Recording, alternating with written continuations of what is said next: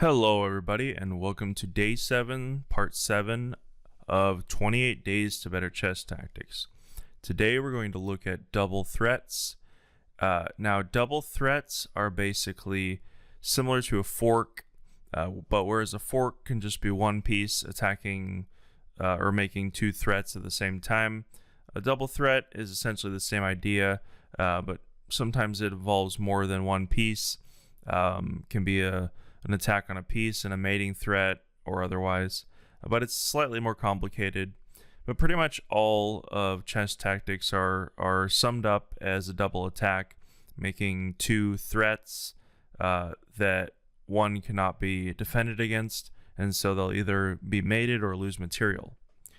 So in this initial position, it's white to move, and we can see that first off, you'll notice that black's pieces are quite discoordinated, whereas white is on the attack. He has black's king cut off with his rook being on the 7th rank, and we have a bishop versus the knight. Now bishop's slightly stronger, so we're gonna see here that our candidate moves. We have our king moving forward. The rook's already in a good position. There's really no attacking moves there. And then the bishop can attack the rook. So we pretty much just need to look at the bishop move and the knight move, or I mean the king move, sorry. So if the king moves forward, it doesn't really accomplish anything, doesn't threaten anything. If we look at the bishop move forward here, then we could see that it's hitting the rook as well as providing coverage for the h7 square threatening mate. Now because of that, there's no way for the rook to move and to defend against mate. So if we move the bishop forward,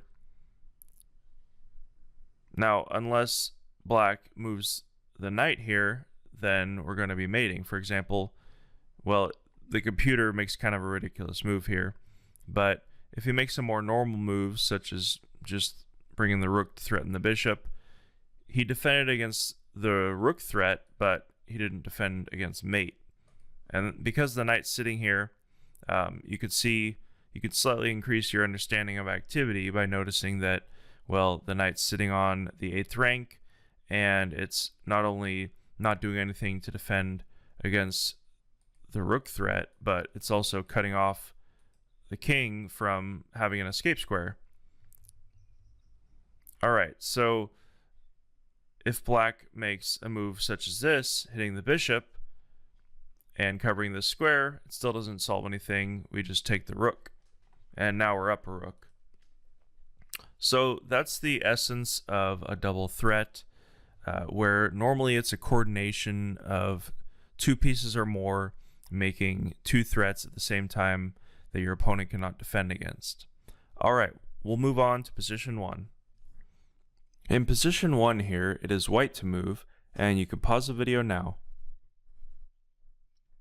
Alright, so in this position, if we look at it from white's perspective, we can see that, well, first off, the bishop and the rook are in line, and this pawn has an advance, so if the rook can move with a threat, then we'll have a mating threat with the bishop and the queen. So we can see that the queen could take here as a check, and we have a discovery, so we need to look at that. We also have the rook coming forward and hitting the queen, so we'll need to look at that. There's really no pawn moves or king move, so we just have two candidates that we can look at. So you can see here that when you know how to evaluate for activity and you have a good thought process, that your thought process speeds up and you'll do these things automatically. You'll find all the candidates, and when it becomes habit, that's when it becomes really powerful, because you automatically find forcing moves and you just don't make as many mistakes. Alright, so queen check here, we can see that the king has to take. Now you'd think you need to evaluate here. It doesn't really lead to anything, although there is a perpetual. White could simply do that, so that's at least a draw, but we're not looking for a draw here. And now if we check here, then of course we can win the queen back, but then we're down in exchange for no reason, plus a pawn.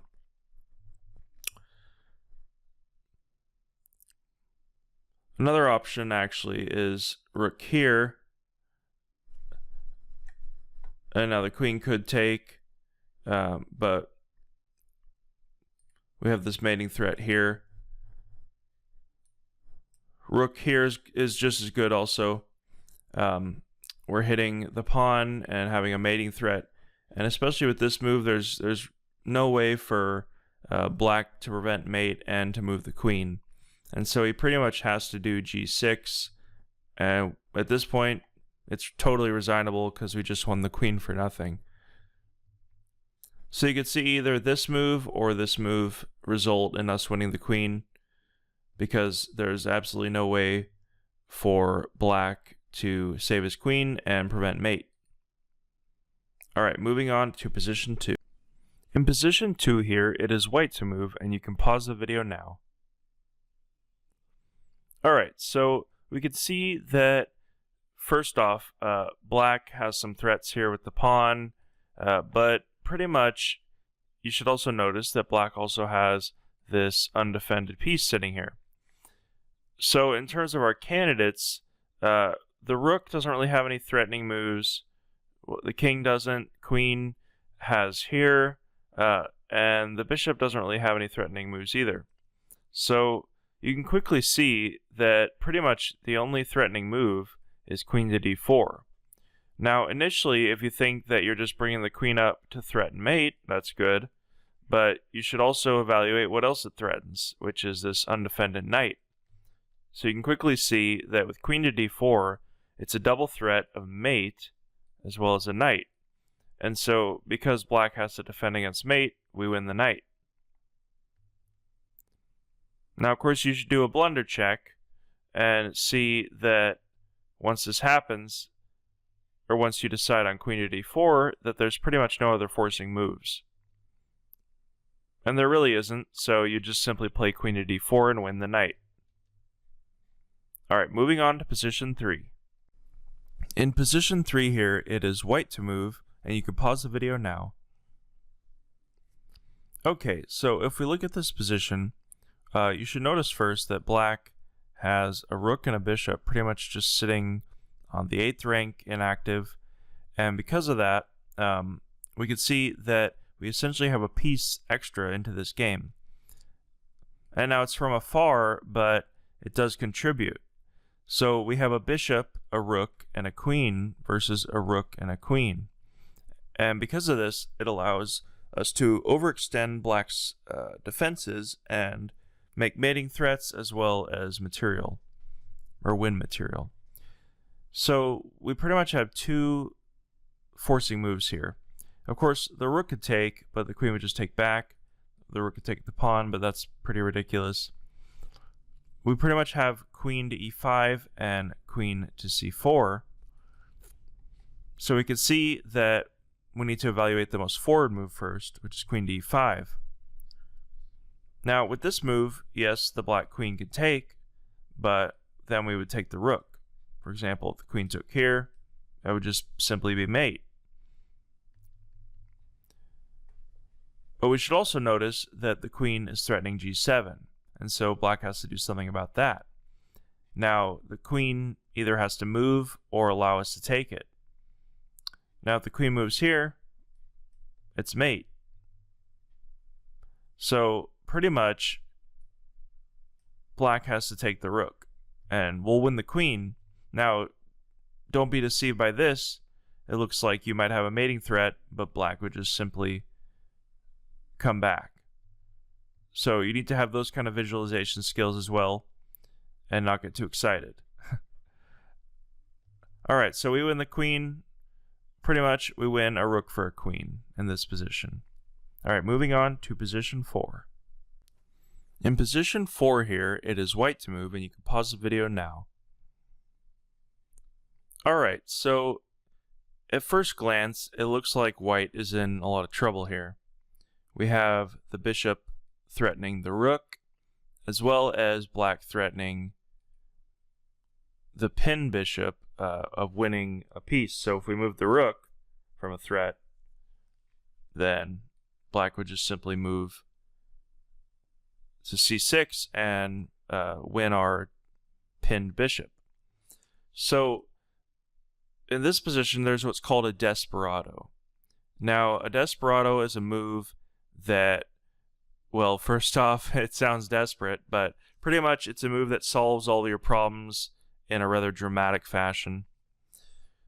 And so the candidate moves here for the queen are pretty much non-existent because we need to deal with these two pieces.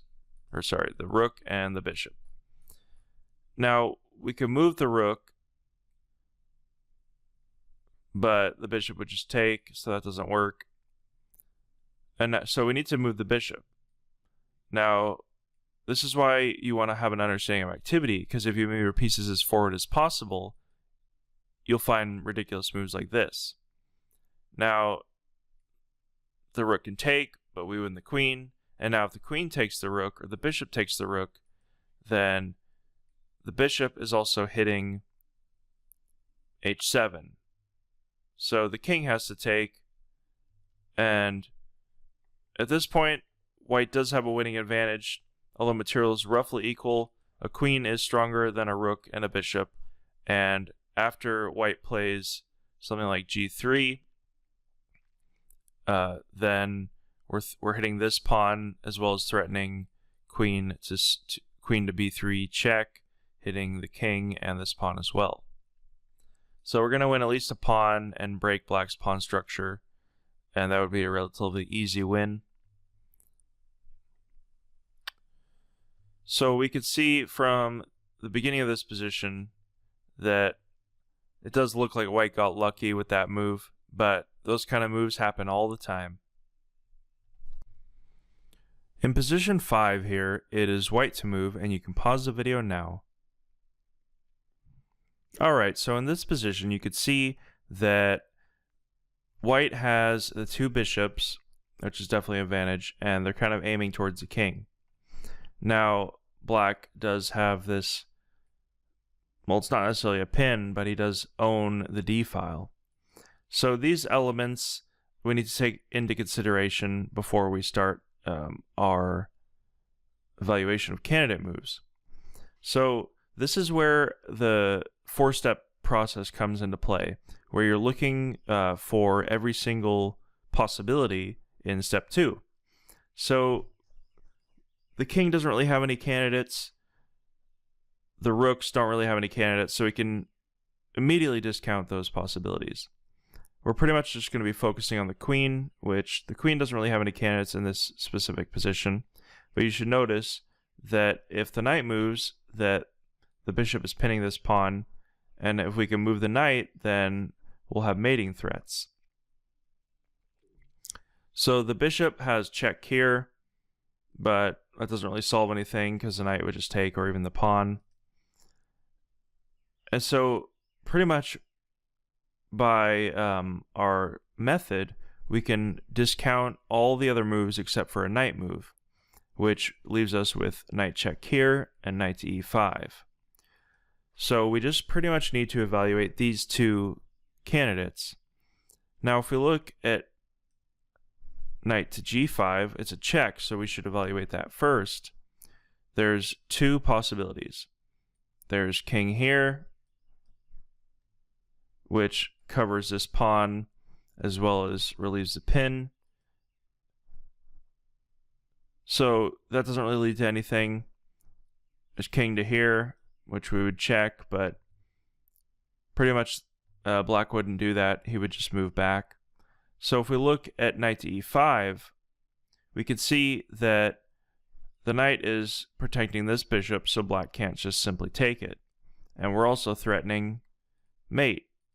So, for example, if black takes the knight, then because of the pin here, the pin on the g6 pawn, black would have to unfortunately move, and then we would get a mate because of this bishop.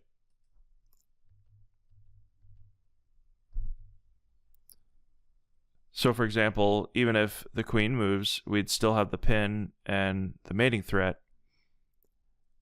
And so black would basically be forced to take the bishop, and we would have won a queen for a minor piece.